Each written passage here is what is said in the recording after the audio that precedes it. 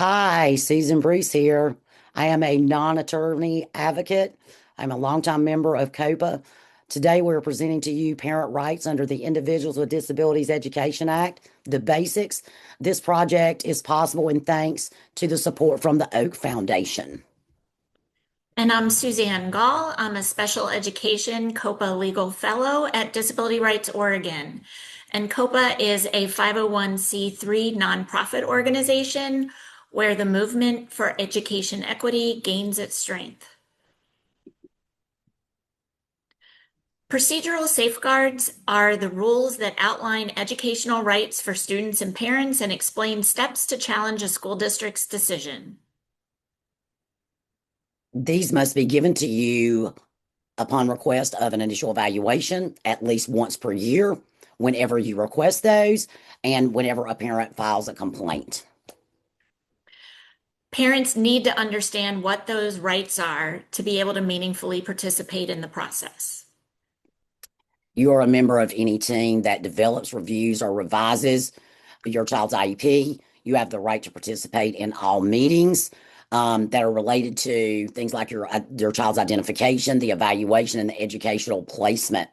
You have the right to meaningful participation. And in order to be able to meaningfully participate, you must be able to understand what those rights are. So the school district's required to give those procedural safeguards in a language that you can understand. Yes. And sometimes school districts need to provide an interpreter in case a parent can't meaningfully participate without an interpreter. Consent is important before a school district delivers special education services, before they evaluate, and before they create the IEP in some states. You have to provide consent to the school before they can conduct an initial evaluation or place your child into special education. And you have to give consent before any evaluation is conducted on your child as it relates to their IEP. And again, Susan's right, check your state regulations. In some states, consent is required every time an IEP is created. Prior written notice is the document that districts are required to give parents when they make changes to the IEP or refuse a parent's request. So the word prior in prior written notice means that parents must be given notice before a school implements or refuses a significant change in or to a student's special education programming. This includes the identification of your student, the evaluation of your student, or placement of services. It also includes anything that you request the school district do. There's specific information that has to be included in the prior written notice so the parent understands the basis for the district's decision and next steps. So they have to describe to you what they're proposing and what they're refusing to do. Then they have to give an explanation for why they proposed or refused that. They have to describe all of the evaluation procedures, assessments, records, reports that they base that decision upon.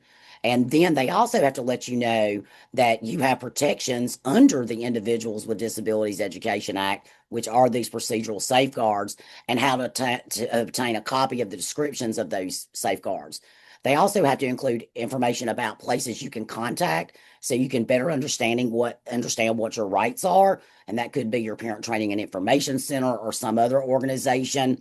And then they also have to describe the other options that the team considered and why those options were rejected.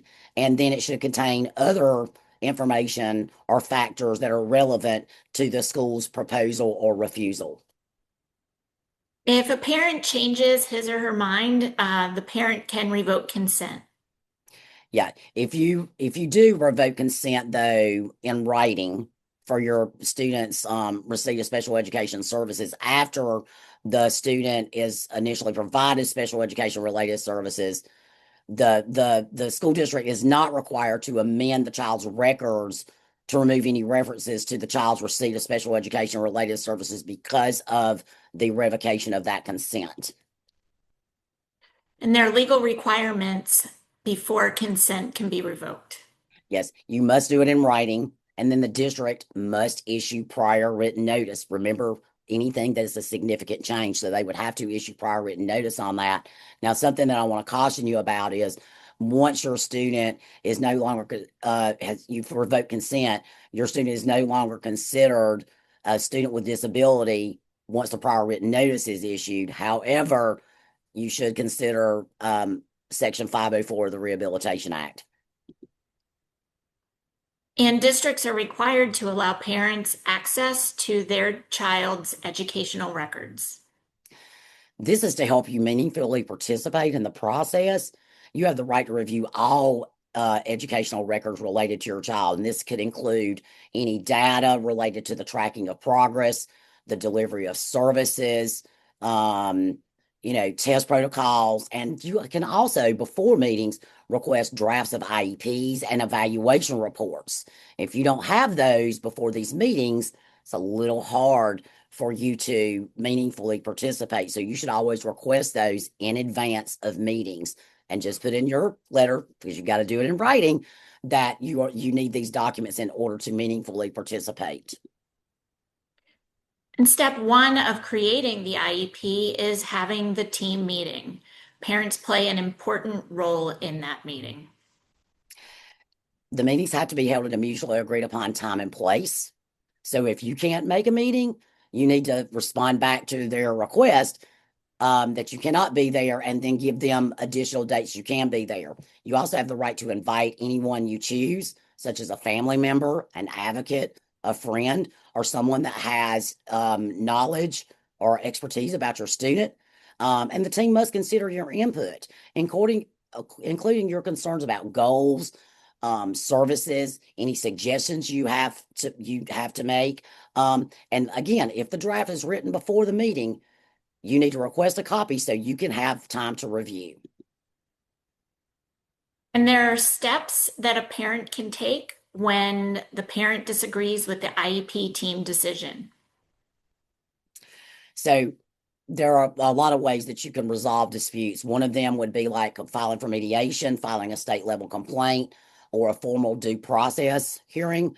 Um, some states may have other ways for dispute resolution, but you'll need to check your state for that information. An example, some states um, do things like facilitated IEP meetings.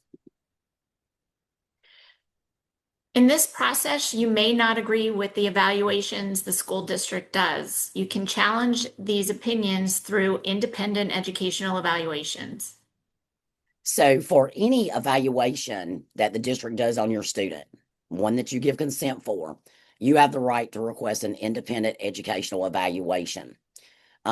This is an evaluation that's done by an outside provider, by somebody that does not work for the district, and it's done at public expense. You get to select the evaluator, and functional behavioral assessments do count as evaluations. So if you disagree with a functional behavioral assessment, you could request an independent educational evaluation for that.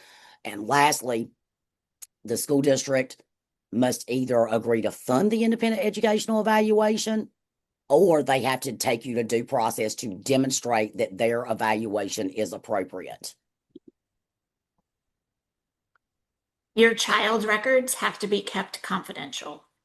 Yeah. Generally, anything with personally identifiable information about your student can't be shared with anyone outside the school district without your written consent. And together, all of these laws make sure to highlight the importance a parent's role is in this process. All right.